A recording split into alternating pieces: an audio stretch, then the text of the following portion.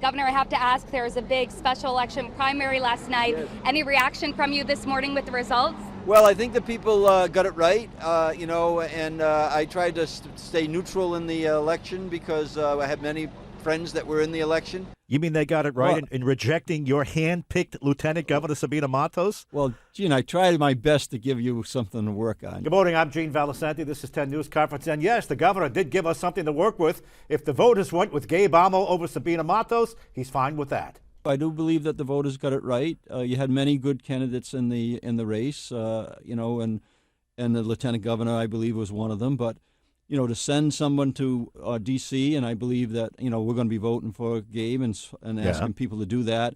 That has networks that are already there in the Biden administration, which is so important to the state of Rhode Island right now. Yep. Now, what's all this stuff about bad blood between you and Sabina? I think there is, because she really came out against you when you got rid of Dr. Scott when you first came in. She said, "Oh, I know why that is."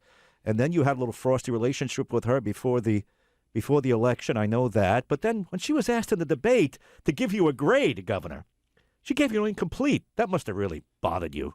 Well, I would have answered it differently, especially when we went from one of the worst vaccinated states in the country to the very best, right? Opening up the economy quicker than anywhere else in the Northeast at that point, having the lowest unemployment rates. So if the bloom was off the rose between McKee and Matos, he's okay with that. Although he didn't directly admit to that, the governor's still diplomatic. Join me on this special edition of 10 News Conference, Wendy Schiller, our political analyst, and Brian Crandall, our political reporter. You heard the soundbite. Go ahead and pick it up. The bloom was off the rose.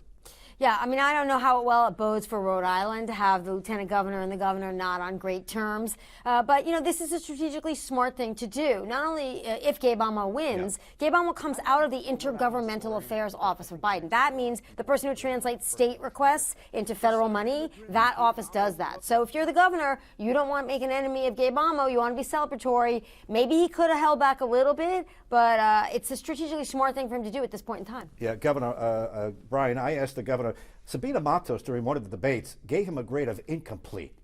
You could tell that really bothered him. Well, I think it would bother anybody. I mean, if you're thinking, it's not like he just started. He's been in office for a couple of years, and there was a lot going on, as he mentioned in your interview during that time. I'm not really sure the reasoning why she would give an answer like that. Is she trying to distance herself from him? But it certainly, as you mentioned in your interview with the governor, there's been some frostiness over several issues over the past couple of years, and you said maybe not great for a governor and lieutenant governor not to get along. We were just there with McKee and Raimondo before, and he made a big point when he brought in Sabina Matos as his handpicked lieutenant governor to be like, we're going to work as a team, and this is how it should be. I don't know if there's something I'm missing here. I don't think so, but he plucked her from the city council president in Providence, relatively unknown, unless you're a Providence person. He gave her a statewide platform. He took her everywhere with him. He's done as much as he can for a lieutenant governor, and this is how she repays him? Well, I mean, in some ways, it was strategic for her in the primary because she was facing a more liberal, more progressive challenger in Aaron Regenberg. And so if McKee is not viewed to be as progressive as that wing of the party wants, in the primary, you don't want to be on that side. You wanted to sort of go over to the more liberal side. So at the end of this race, she saw Regenberg as a direct competition, and she was trying to position herself for as more liberal, and maybe if McKee is not viewed that way, separating herself a little bit. She was established in Rhode Island politics in terms of Providence, though. She ran, she won, she lost, she got kicked out sort of the council, then she came back and became president of the Providence City Council. So that's a pretty good job. I don't think she was obscure. But now the question is, what does she do next? And if she was going to be the heir apparent eventually, that seems like that might be fractured right now. Gabe Amo won, and I asked Gabe if he was as surprised as I was. And he said, oh, no, it was a very decisive victory. He won by about 2,500 votes, I believe. And everybody thought it was Matos or Regenberg. Matos imploded with the signature scandal, and I think Regenberg hurt himself by bringing in Jane Fonda, Bernie Sanders, AOC, Senator Tiara Mack, who was not only defund the police, abolished the police. That may have been a little too far left, even for the CD1. Well, I think that's his lane, and that's who he is, so I guess he was staying true to that. He's been with Bernie Sanders for years. I think that's where he wanted to go, and he felt like if everybody else maybe split the vote, that he could definitely take that progressive lane. And I think he had those strong supporters, but I think within the party too, and you see it on social media, there are Democrats in Rhode Island who don't like him.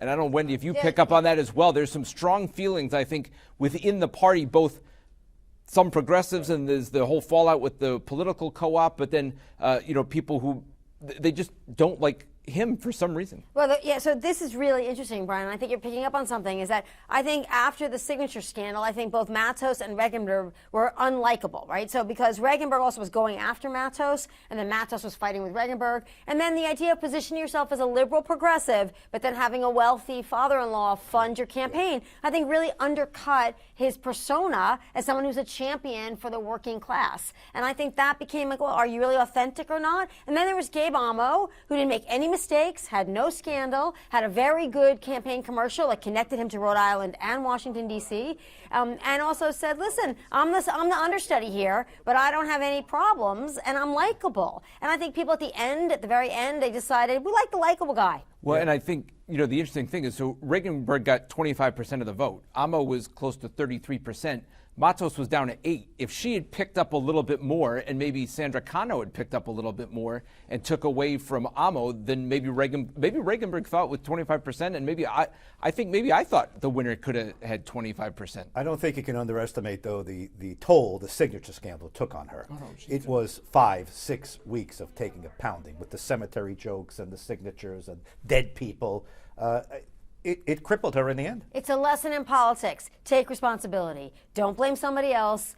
She had a bad press conference, and then it got worse when she brought in the congressman from New York, who sort of picked a fight, I think, with you, Brian, and among other people. So I think that just got from bad to worse. So that's just not only not taking responsibility, but bad campaign management. I disagree a little bit with the breakup. I think that people who wanted diverse representation in this election, and they had the opportunity to vote for diversity, they would have thought maybe Cano, maybe Matos, maybe Amo, maybe Gonsalves, but thinking, okay, if I'm not voting for Cano or Matos and I want a diverse candidate, Gabe Amo was just almost a perfect choice for those voters. And I wonder how many East Siders who were for Regenberg switched at the end and voted for Gabe Amo. Well, listen, you bring in Jane Fonda, Bernie Sanders, AOC. These are very polarizing people.